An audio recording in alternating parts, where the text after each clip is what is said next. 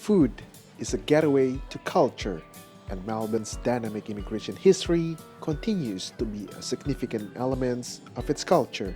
So food has always been a big thing. There's just so many restaurants, cafes, everything. People in Melbourne love to eat. People come here for food. So it's quite a big culinary scene in Melbourne, very multicultural.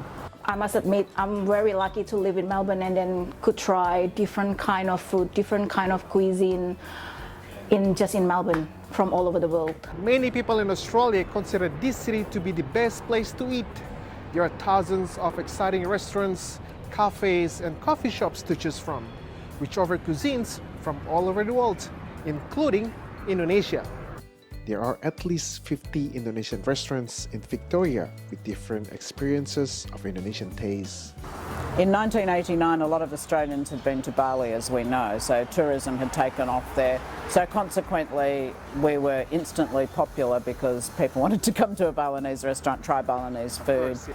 But nowadays, because of the student population in Australia, there's a massive student population from Indonesia. There's many, many Indonesian eateries, cafes, restaurants, you name it. There's a lot of places around now. So there's quite a proliferation in Melbourne because there's a lot of students here. Recently in Melbourne, another Indonesian restaurant has just been launched, showing the growing number of Indonesian restaurants in Australia. This is the fourth place of kaki lima here in Australia, and out of all the first three places, Australians love kaki lima. Australians love Indonesian food. So we are confident by opening this restaurant here in Albert Park. For more than 3 decades, Warung Agus has been serving authentic Balinese delicacies in its West Melbourne spot. This restaurant combines the Balinese local wisdom and the charm of Melbourne's neighborhood. I think it's the community we have around us. We have amazing and supportive customers that keep on coming back. We try and get our ingredients from local businesses, so the market down the road, and we keep it very small and local, and I think people can see the heart in it. Mary started her family business in 1989, and today the restaurant involves 3 generations of the family.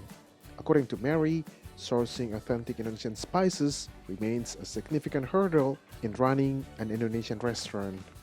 I suppose the challenge for us mainly is getting ingredients because a lot of things have to be imported. So things like, kemiri, candle nut, or kencur, the spices. There's certain things that we just don't grow in Australia. So we're very dependent on imports, and of course that can be problematic sometimes. It's expensive, and it's also the deliveries can be held up on the ships and stuff like that. The Indonesian Culinary Association of Victoria was established in 2018 following input from business players involved in the Indonesian food industry. Even though we buy the rempah from the sauce from other country, our neighbor, why the government not look after this is as the potential issue as well. If we can get more cheaper, more reliability, and more originy taste of Indonesia, so why not? Corina Tan and her husband Adrian have been in the restaurant business for at least 17 years. Garam Merica is another tale of triumph that brings to light the idea of Indonesian traditional cuisine. Nasi bungkus is a rice wrapped in banana leaves and served with the various kinds of traditional Indonesian side dishes. But unfortunately, to get the main ingredients such as banana leaves is not as easy as one might think. For example, petai bean, banana leaves, they're all coming from Vietnam, Malaysia, Thailand. It's never been from Indonesia. It's really hard to get what it's Indonesian product in Indonesian groceries in Australia. And according to Corina, introducing the wide variety of Indonesian food is a challenge in itself. Can you imagine, like with 17,000 islands, how many flavor that we have to cover, especially if they try to introduce more spice and try to make as authentic as possible. The main reason they have this Indonesian Spice of the World is to introduce the real spice taste from Indonesia, because obviously that's the best. Indonesia's Spice of the World was initiated in 2021 as an effort to promote Indonesia's rich cuisine and raise investment opportunities in local spices and herbs.